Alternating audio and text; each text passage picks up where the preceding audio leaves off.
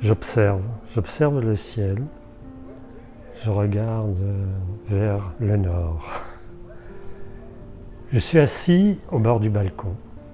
C'est devenu ma place préférée pour réfléchir, pour méditer, pour laisser voyager mes pensées.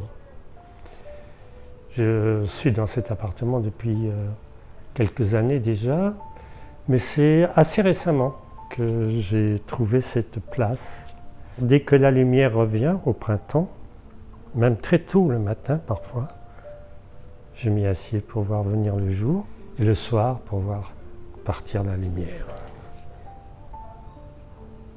Il y a les avions qui traversent mon horizon. Je trouve ça très beau. Et également les oiseaux, surtout à la belle saison. J'ai noté vers 6 heures du matin qu'il y a des grands envols de pigeons qui partent vers le nord.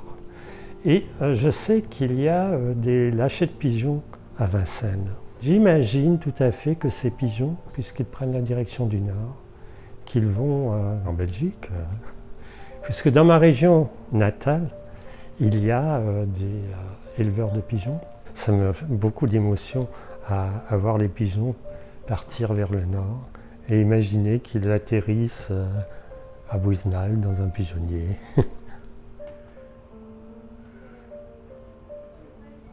Pour moi, c'est un nouvel horizon. C'est à Bagnolet, en périphérie parisienne, ce qui change beaucoup de choses.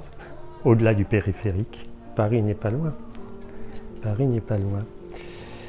C'est nouveau pour moi également puisque je suis arrivé en 79 à Paris. Je ne connaissais pas Paris. Je n'avais jamais vécu en milieu urbain, dans une grande ville. Mais de suite, j'ai été, comme beaucoup, aspiré complètement par la vie parisienne, l'activité, mon activité professionnelle qui s'est beaucoup développée. Et aussi, une chose très importante que j'ai découverte, c'est bien sûr la vie nocturne. Et donc là, à Bagnolet, c'est très différent. C'est très différent. Et donc aussi, ce qui signifie un autre rythme, puisque j'ai quasiment arrêté toute activité professionnelle. J'ai encore des projets, je poursuis. Et je passe beaucoup de temps chez moi. Ce lieu, je ne l'ai pas réellement choisi au fait, il m'a été proposé. Et je n'ai pas hésité, je l'ai pris. Ça m'a ramené à une de mes passions qui est la musique. Ma vie s'est beaucoup développée autour de la musique. Je me suis affranchi de mes origines et de ma vie de fils de cultivateur et du destin qu'il m'était tracé de reprendre et continuer cette activité. Puisque je suis la 5e génération, dans la même ferme, sur la même terre. Et le rock musique, je ne sais pas, vers 12 ans, j'ai commencé à me passionner pour le rock. Et ensuite, pour gagner ma vie, j'étais DJ. Ça m'a donné une indépendance financière pour à nouveau échapper à la famille. J'ai approfondi aussi cette recherche sur la musique, on écoute de la musique, en passant par le jazz, et ensuite sur une musique beaucoup plus construite. Me retrouver dans cet espace et avoir ce calme me permet beaucoup d'approfondir cette écoute et aussi de me donner du temps pour des créations beaucoup plus longues. Le rock, c'était des formats courts, très coup de poing, énergie. Et là, je suis dans, dans le temps qui s'étire et je trouve ça extraordinaire.